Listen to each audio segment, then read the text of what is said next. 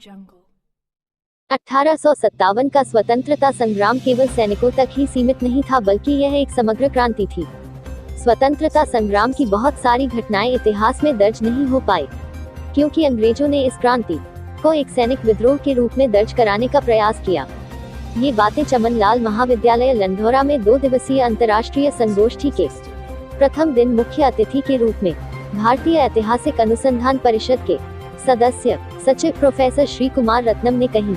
उन्होंने बताया कि हमारे इतिहास के पुनर्निर्माण की आवश्यकता है, जिसके लिए हमें पश्चिमी इतिहासकारों के आकर्षण से बचकर लोकल एवं रीजनल स्तर पर प्राप्त प्रमाणों सहायता लेनी होगी।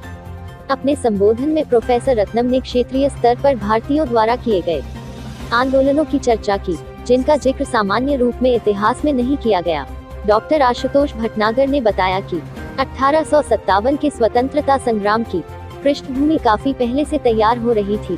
1773 सन्यासी आंदोलन के अलावा स्वामी दयानंद के गुरु विरजानंद, स्वामी पूर्णानंद, स्वामी ओमानंद आदि ने भारत की स्वतंत्रता के लिए काम किया था।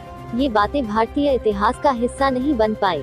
उन्होंने कहा कि 1857 का आंदोलन किसी क्षेत्र का आंदोलन नहीं था, बल्कि यह पूरे भारत में फैला था। यह आंदोलन किसी एक वर्ग तक सीमित नहीं रहा, बल्कि यह एक संपूर्ण जन क्रांति का रूप धारण कर चुका था। अंग्रेजों ने 1857 के स्वतंत्रता संग्राम को विद्रोह कहकर इसे दबाने की कोशिश की और बहुत सारी घटनाओं को इतिहास में शामिल ही नहीं होने दिया। कार्ल मार्क्स ने 1857 की भारतीय क्रांति को स्वतंत्रता संग्राम के रूप में स्वीकार किया है। उन्होंने कहा कि हम ऐसे लोगों को भी इतिहास में शामिल कर ले, जिनका नाम हम इतिहास में दर्ज कराने से चूक गए थे। उन्होंने कहा, प्रथम स्वाधीनता संग्राम से पहले लगभग 150 संघर्ष हो चुके थे, जिनमें लाखों लोगों ने अपने प्राण न्योछावर किए। उन्होंने कहा कि 1857 की क्रांति से जुड़े विभिन्न पहलुओं को सामने लाने के लिए बड़े स्तर पर शोध की आवश्यकता है। देखिए, इस समय आपको पता है कि भारत अपनी 75वीं स्वतंत्रता की वर्षगांठ को मना रहा है अमृत महोत्सव के रूप में, और उसी अनुक्रम में भारतीय इतिहास अनुसंधान परिषद समग्र देश में अनेकों इस प्रकार की राष्ट्रीय, अंतर्राष्ट्रीय और क्षेत्रीय सेमिनार कर रही है अपने वित्तीय पोषण में। उसमें से एक का यहाँ पर आज आयोजन हुआ। जैसा कि आप लगातार देख रहे हैं और विषय आ रहा है निकल कर कि भारतीय स्वतंत्रता का जो समग्र इतिहास है उस पर एक मंथन करने की आवश्यकता है। उसी परिप्रेक्ष्य में 1857 की इस महत्वपूर्ण क्रांति को एक विद्रोह के रूप में स्थापित किया या सैनिक क्रांति कहा, लेकिन वास्तविकता में यह एक जन क्रांति के साथ साथ एक स्वतंत्रता की लिए संघर्ष का एक कहना चाहिए शुरुआत भी कह सकते हैं। इससे पूर्व में भी हुए बहुत सारे जनजातीय आंदोलन हुए कई सारे, लेकिन 1857 में जिस प्रकार से समग्रता के साथ, जिस प्रकार से अंग्रेज़ों ने एक धर्मांतरण के नाम पर भारत में ईसाई धर्म ग्रहण करने वालों को संपत्ति उत्तराधिकार दिया, उसका भी एक आक्रोश था। ऐसे अनेकों विषय हैं जो 1857 की क्रांति से अनछुए हैं और वो प्रकाश में नहीं आ सके हैं। इस क्रांति का यही पुनीत देह है कि ऐसे व्यक्तित्व जो कि जिन्होंने अपना बलिदान दिया, लाखों लोग मारे गए और वो प्रकाश में नहीं आया। कुछ लोगों को ही चिन्हित करके मान लिया कि 1857 की क्रांति उनके द्वारा हुई, और वे कौन से कारण थे, जैसे हम एक सुअर या गाय की गोश्त से जुड़े हुए कारतूस का विषय बताए, लेकिन उसके पीछे की जो पृष्ठभूमि थी आर्थिक, धार्मिक, सामाजिक, जिसमें कि मिशनरियों का उद्देश्य, उसके प्रति जो जन आक्रोश था लोगों में, ऐसे अनेकों विषयों पर इसमें चर्चा होगी। और आज इसका एक उद्घाटन सत्र था। तकनीकी सत्रों में विभिन्न विद्वान ऐसे अनेकों पक्षों को छुएंगे। तो मैं मानता हूं कि ये एक अकादमिक यज्ञ है और इसमें से जो मंथन होगा बौद्धिक, उसमें से निश्चित रूप से जो अमृत निकलेगा वो राष्ट्र के लिए उपादेय होगा और एक दिशा निर्धारित करने वाला होगा।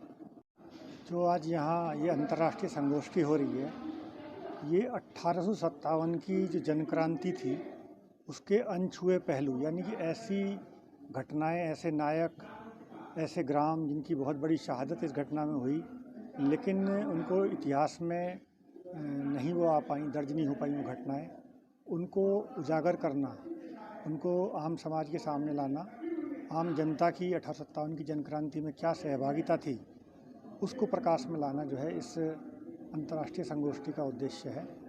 अभी तक जो है देखिए, मेरा जो अपना रिसर्च है उसका फोकस जो है ज़्यादा जो ऊपरी दोआब जिसे हम कहते हैं, गंगा जमुना का दोआब, इस विषय पर रहा है, इस क्षेत्र पर रहा है। तो इसमें जो 1857 की जो शुरुआत हुई वो मेरठ से हुई 10 मई को। तो उसमें एक नायक था धन सिंह कोतवाल, जिसके विषय में बहुत कम लोग जानते थे, और इस विषय पर मैंने शोध किया सन 2000 में पहली बार जो है। तो तब ये चीज़ प्रकाश में आई, और उसके बाद में आज जिस कोतवाली में वो कोतवाल थे वहाँ उनका पत्थर लगाया गया है, उनका इतिहास लिखा गया है, और उत्तर प्रदेश के जो डीजीपी थे उन्होंने उसका अनावरण किया था। इसी प्रकार से मेरठ के पास में जो शाहमल सिंह थे, बाबा शाहमल सिंह बागपत एरिया के, उनके विषय में लिखा गया। और राव कदम सिंह थे आपके भैंसुमा क्षेत्र के, पिक्चरगढ़ क्षेत्र के, उनके विषय में लिखा गया। और नवल सिंह थे आपके अकलपुरा के थे, तो उनके विषय में लिखा गया। एक उमराव सिंह भाटी थे दादरी क्षेत्र के, उनके साथ में उन्होंने बुलंदशहर जेल को तोड़ा था, 20,000 लोग उनके साथ थे। ये 21 मई 1857 की घटना है, और 31 मई को उनके नेतृत्व में सिकंदराबाद पे हमला किया गया, उसमें 30,000 लोग जो है उनके साथ में थे। तो इन घटनाओं को जो है प्रकाश में लाया गया इस क्षेत्र की ना। देखिए, आम जनता को मेरा यही संदेश है कि वो अपने इतिहास के विषय में जानें, विशेषकर जो 1857 की जनक्रांति है इसके विषय में पढ़ें। जैसे हम आज़ादी की लड़ाई की बात करें कि तो उसमें हम देखते हैं कि बड़े बड़े नायकों तक जो है वो सिमट के रह जाती है। लोग जो है महात्मा गांधी को जानते हैं और बड़े बड़े फ्रीडम फाइटर्स को जानते हैं, लेकिन 1857 की जनक्रांति इतनी व्यापक थी कि उसमें बहुत बड़ी आम जन की सहभागिता हुई। बहुत सारे लोग लड़े, बहुत सारे समुदायों के लोग लड़े, शहर के लोग लड़े, गांव के लोग लड़े, मजदूर, किसान, राजे महाराजे, जमींदार सभी लड़े, आम सैनिक लड़ा। तो उसमें अगर हम उसको प्रकाश में लाते हैं तो उससे आम जनता के मन में एक जिम्मेदारी का भाव आएगा कि भाई हम उस देश के नागरिक हैं जिसके लिए